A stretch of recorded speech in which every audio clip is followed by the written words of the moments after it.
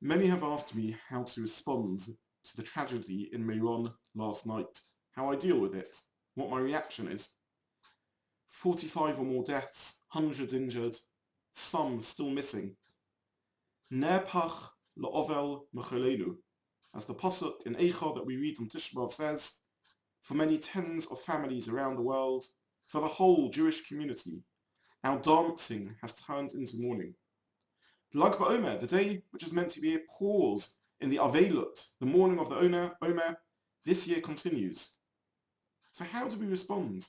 How do we make sense of this?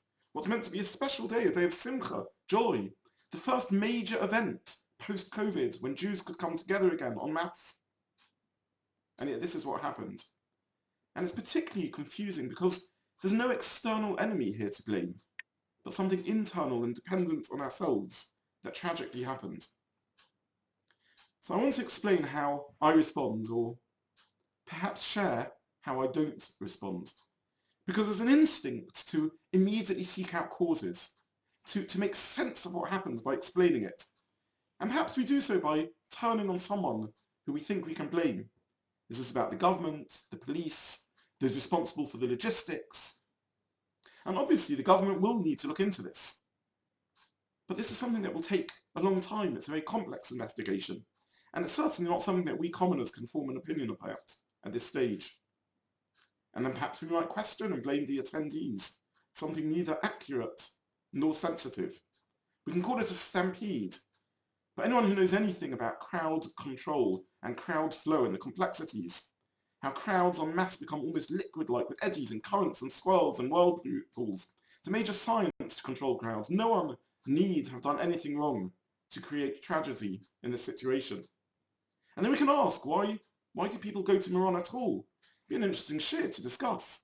Is this our practice? Is this our minhag? Is it rational or not rational? But this isn't the point. There are different approaches and different minhagim in Klal Yisrael, and people are entitled to go and indeed every year draw enormous inspiration in their avodas Hashem. Perhaps we might be tempted to try and read Hashem's message. What's he trying to teach us? What's going on in this situation? What are we being told?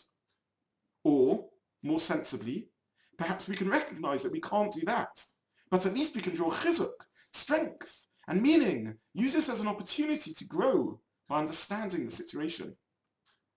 We might even look to recovery.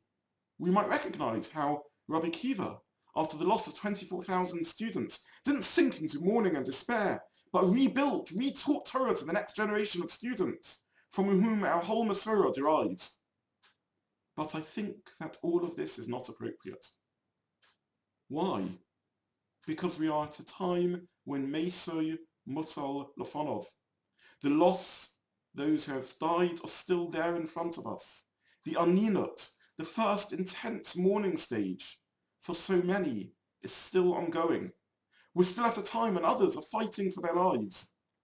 Our response at this time must simply be Noisei Ba'ol Im Chavero, sharing in the pain, recognizing the mourning and tragic losses, feeling for those whom today brought the most awful experience, the most awful loss, and the start of a life never the same again. Vayidoim Aaron, the pasuk in the Sedras we've just read says, though Aaron held up as a role model when he suffered the personal tragic loss of his two sons, his response to tragedy was silence. Vayidoim, he kept quiet. He didn't immediately draw inspiration. He didn't think straight away about the lessons or the message being sent. He didn't immediately respond at all. Vayidoim. He kept quiet. We live in a time where silence isn't appreciated. Everything is fast moving. We're expected to give an instant reply. But in fact, we need to digest, to absorb, to think, to reflect, to empathize, to feel. Of course, if there's something practical we can do to help, we need to do so. We can daven, to fill for those suffering. We can send messages of love and support. If needed, we can send funds, tzedakah, to the families in need or to the aid and hapsara and rescue services, if that's what they need. And there may come a time where we need to learn lessons, to draw conclusions, perhaps to draw more meaning. There may come a time, certainly, where we can use this to remind ourselves how precious life is, to remember to value every moment, to channel the pain and distress and shock into something positive and meaningful. But first we have to remember the value of silence. We need to accept that we don't have instant answers and indeed may never have answers. Otherwise we're not being real, we're not being with the situation. The need for a quick response is because we're confused. Tragedy and disaster reminds us that we're vulnerable. It makes us uncomfortable. So if we can make sense of it as soon as possible, if we can work out who to blame or what caused it, and what happened, or what Hashem's plan is in this, then we can feel reassured somehow. But this is an illusion. Our first response has to be Vayidom Aaron, to be silent and acknowledge the reality, absorb and digest the pain of those who have suffered loss, and the sadness and shock and distress and vulnerability it causes to all of us. Soon it will be Shabbos. We'll say Tehillim tonight before Mariv for those who need our prayers, and then we'll daven. We'll start Shabbos. But Vayidom Aaron, in the meantime, we silently accept. B'soros Tovos, may we share Simcha henceforth in good health. Good Shabbos. Shabbat Shalom.